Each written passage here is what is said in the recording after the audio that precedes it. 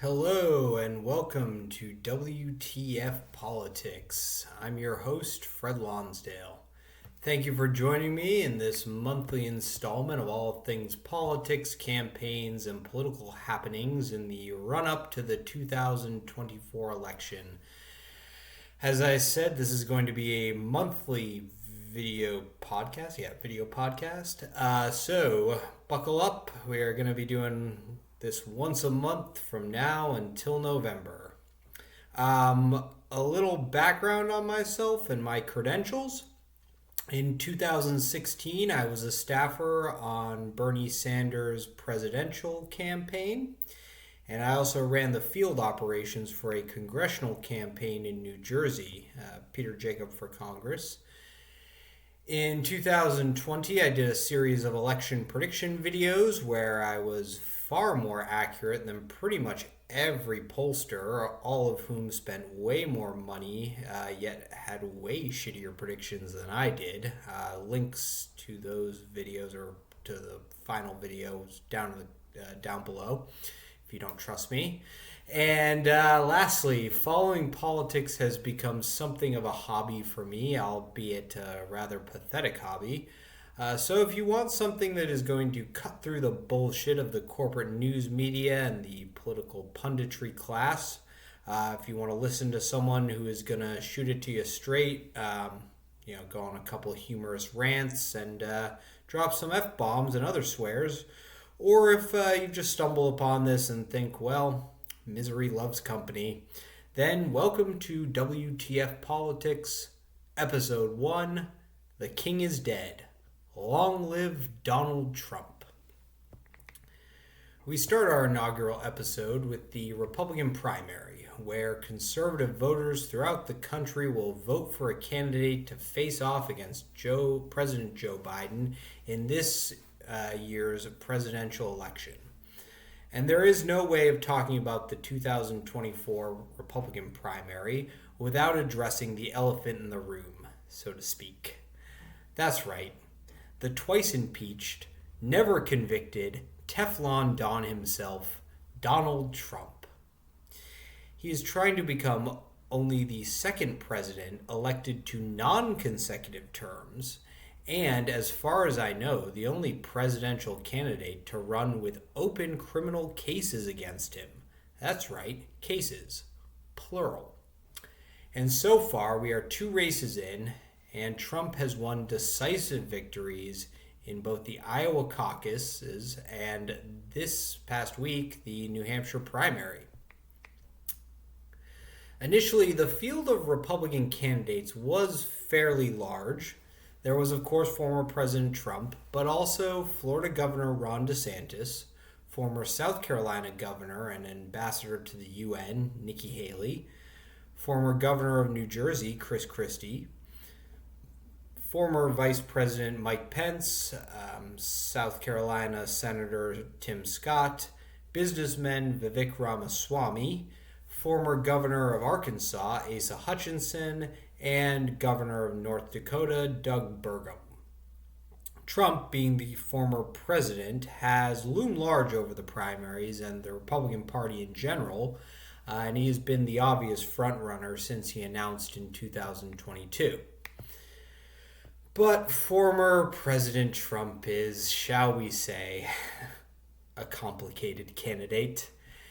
His presidency, starting pretty much day one, was the most chaotic in American history, and he openly embraced far-right fringe policies and ideas under the Make America Great Again, or MAGA banner.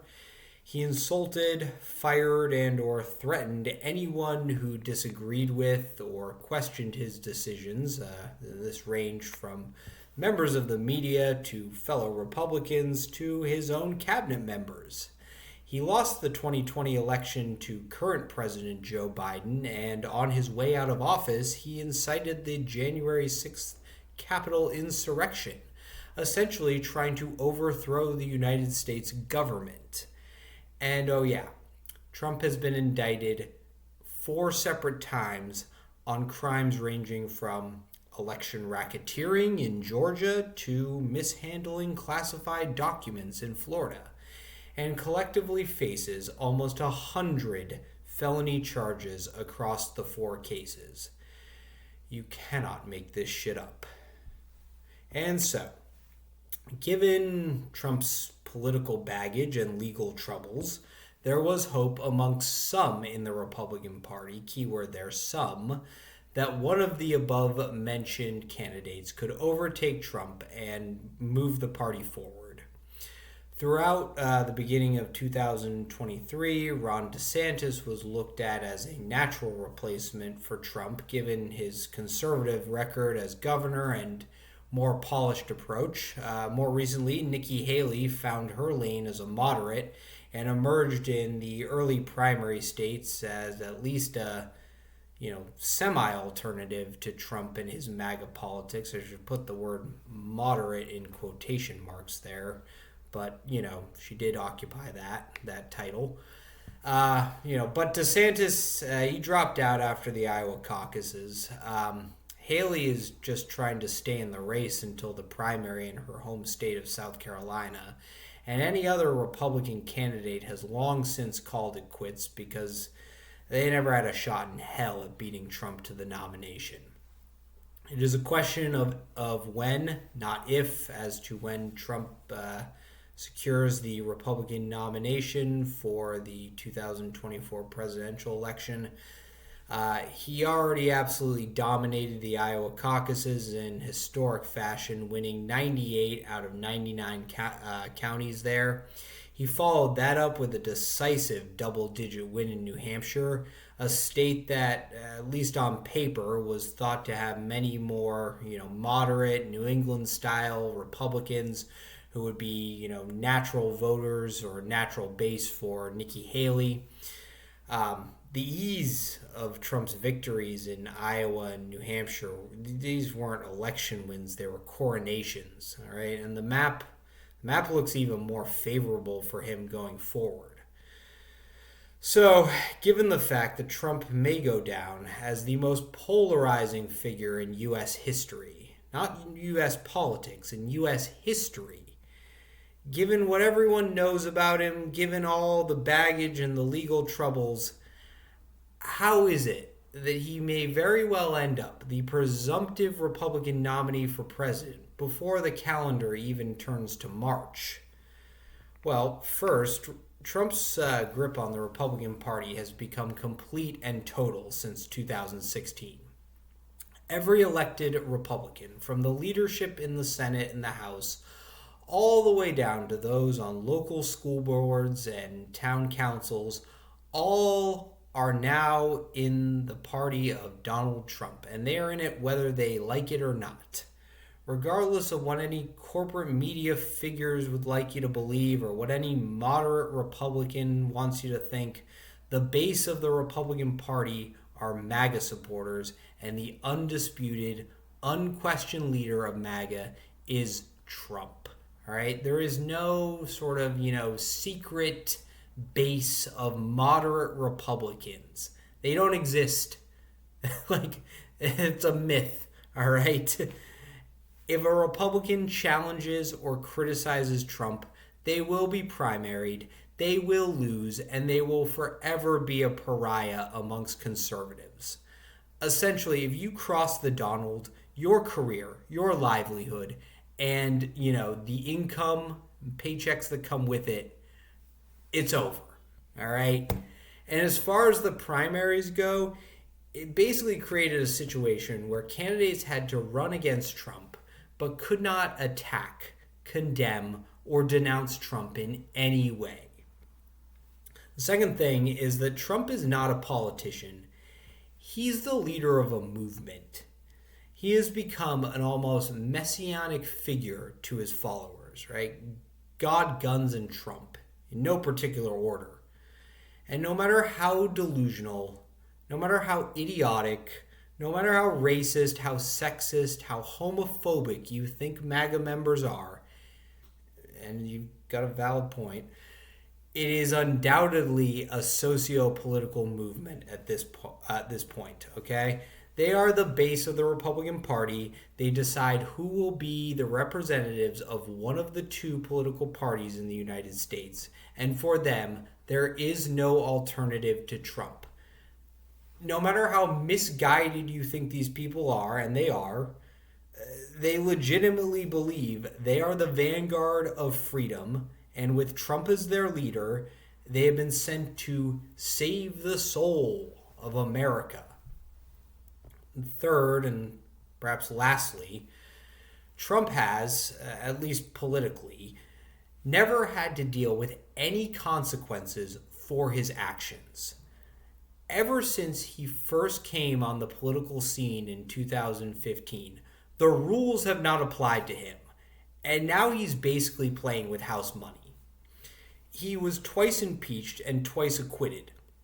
Not because he was innocent, but because the country didn't have 20 and then 10 Republican senators who would stand up to him. Just because you're found not guilty doesn't mean you didn't commit crimes, right? You can take his unprecedented efforts to overturn the results of the 2020 election as perhaps the most blatant example. Trump, his supporters, and elected officials in the Republican Party, a lot of them were in on this, right? They all peddled the big lie that Joe Biden's victory was the result of massive voter fraud and that the 2020 election had been rigged. And they did this all without a shred of actual evidence and instead relied on rumors and conspiracy theories from, supposedly right-wing news sources that turned out to be blogs and social media posts. He became the first president to try to stage a coup d'etat, or more accurately, a self-coup, when he tried to pressure secretaries of state, state legislatures, and Board of Elections officials into overturning the results in numerous swing states and sort of just declaring him the winner, right? So a self-coup, this is kind of a side note, but there's really not a good translation for the word self-coup since the word coup d'etat comes from French, and we really have no historical frame of reference in this country. I guess the closest word would be autogolpe in Spanish. It's essentially when the leader of a government uses the mechanisms of the government to overthrow said government in a bid to achieve ultimate power.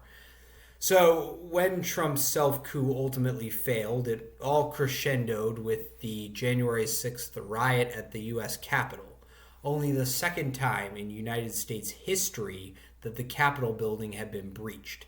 And for reference, or a little bit more reference, the first time was during the War of 1812 when the British sacked Washington, D.C. and burned the Capitol to the ground.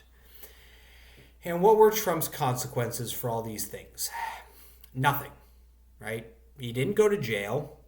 He's, basically still the leader of the Republican Party. He's able to run for president and quite likely the nominee, So, in fact, honestly, numerous conservative-controlled states have enacted stricter voting laws to prevent the so-called fraud that occurred, which didn't occur because there was none, right? And the few Republicans who did stand up and vote to impeach him were either voted out of office, forced to retire, or will ultimately meet one of those fates in the not-so-distant future. And this brings us to the fact that Trump has multiple criminal indictments for multiple offenses hanging over him, right? He's, hasn't had any political consequences, but he might have some, legal consequences, right? And many people in the Democratic Party, the media, and the political establishment have sort of hitched their wagon to the idea that these indictments could act as a backstop to a second term of Trump. I think that it's wishful thinking at best and honestly a little delusional to think that these cases will in any way impact his ability to run for president. First, the courts are meant to be a slow-moving, deliberate, and methodical entity, which is problematic when you're working against a running clock that is an election in order to obtain a conviction. Some of these prosecutors are also going to be up against the fact that they may be bringing a case before a federal judge who owes their job to Trump or is at least sympathetic to his claims that this is a political witch hunt. And, if it does go to jury or to a jury, I think that his legal team is certainly going to play on the sort of, political witch hunt theme, right? And it also has the effect of politicizing the courts. And yes, I know the courts are already politicized. I completely agree. But it makes it so that any case against a presidential candidate, Trump, has to be such a slam dunk. The evidence against him so airtight and the prosecution so infallible, stand up and take a bow, Fani Willis, that no one could question a guilty verdict. And if Trump does win the presidency again, all these indictments become a moot point. His first act, probably within seconds of him being sworn in, will be to pardon himself. Okay? So, here we sit, right? Trump has already romped to victory in Iowa and New Hampshire. He's annihilated DeSantis' candidacy without ever really getting out of second gear. Not that DeSantis was any better than Trump, but still. And the only candidate left, Nikki Haley, or the only legitimate candidate left, she'll be lucky if she can even make it to South Carolina. Make no mistake, Trump is going to beat her like a drum in the Nevada caucuses 2 weeks from now. All right, so if she does carry on until South Carolina, it will almost undoubtedly be a last stand situation. I keep hearing establishment politicians in both parties and even some voters talking about how we need to come together as a country. Americans can't even agree if news is real or fake, if the outcomes of our elections are legitimate or not, whether it's a good idea to listen to public health officials during a fucking global pandemic. Come together as a country. Give me a break. I've heard moderate Democrats and, pundits in the corporate media say that surely conservatives will come to their senses and select a nominee who is rational, level-headed, and will put the good of the country first. Newsflash, that ship set sail long ago. At this point, there's no sense in trying to reason with or convince Republicans to abandon Trump. I don't even think they're supporting him because of his policies or positions. I think they're voting for Trump because they're a bunch of assholes. And Trump's the biggest asshole of them all. Right? Like the dickhead in chief. And they're all there for it because he's an asshole. Just like me. We are so far from simply being able to make political decisions based on practical information and rational thought for it not to be a foregone conclusion that Trump will be one of the candidates in the 2024 election. And look, I don't mean to be a Debbie Downer. I don't mean to be all doom and gloom here, right? Republicans only make up 1/3 of the electorate. And it's a valid question as to whether Trump can grow his vote share given his behavior following the 2020 election, right? He's going to need independence. The economy at least appears to be strong. And yes, November is a long way off, but we have historically low unemployment. There are some very valid criticisms of Joe Biden that I'm going to look at in a later episode. But I will say that I seriously think Joe Biden's poll numbers don't come anywhere close to accurately reflecting his chances at electoral victory. And Democrats have the opportunity, keyword there, opportunity, to compare their relatively successful spell at governance with the shit show that we've had since Republicans won back the House and frankly, the shit show that the Senate was before Democrats won that in 2020. That all being said, there is no way to spin Trump as the Republican nominee as a positive. For the third straight election, we are going to be rehashing and debating the merits of equality for all and people's basic human rights. For the third time in less than a decade, the majority of us are going to have to vote for a president that we don't really want because the alternative is stupid Hitler, neo-fascism, and a bunch of grown men who want to run around playing army. Instead of focusing on creating a more equitable economy, strengthening social programs, and building a better future for everyone, this election is going to be yet another referendum on maintaining the status quo or going back to some warped interpretation of the good old days. I said it after Trump was elected in 2016. Once you let all the racism, all the white nationalism, all the authoritarianism out of the box, it's gonna be real hard to put it back in again. The fact that Trump is going to be the inevitable nominee of the Republican Party is an absolute failure of our political parties, our justice system, our news media, our electoral process, and honestly, our fellow American citizens. And as naive as it sounds, I thought we were better than this. I really did, right? And the fact that we aren't gives me no great hope or pleasure, because if our institutions fail us in November, this time the consequences will likely be far greater than a disorganized mob roaming through the halls of the Capitol. So yeah, I'll close by saying that the 2024 election is going to, it's not going to be fun and is possibly going to be the greatest test that this country has ever experienced. And I really hope we're up for the challenge here. Because I, for one, don't want to look back on the 2024 election and say that's when we all had to start saying, "Long live Donald Trump."